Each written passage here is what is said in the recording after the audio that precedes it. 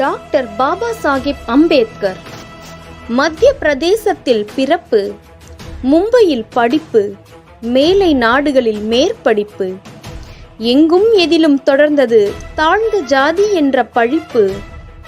மேலோர் கீழோர் பிறப்பில் இல்லை, மனம் கண்டது பெரும் விழிப்பு. குட்டி குட்டி குனிய வைத்த அவலத்தை தட்டி கேட்கும் துடிப்பு.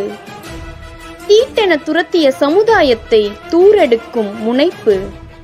சாக்குப்பை தனிக்குவளை தந்த தீண்டாமை வேறறுக்க உழைப்பு.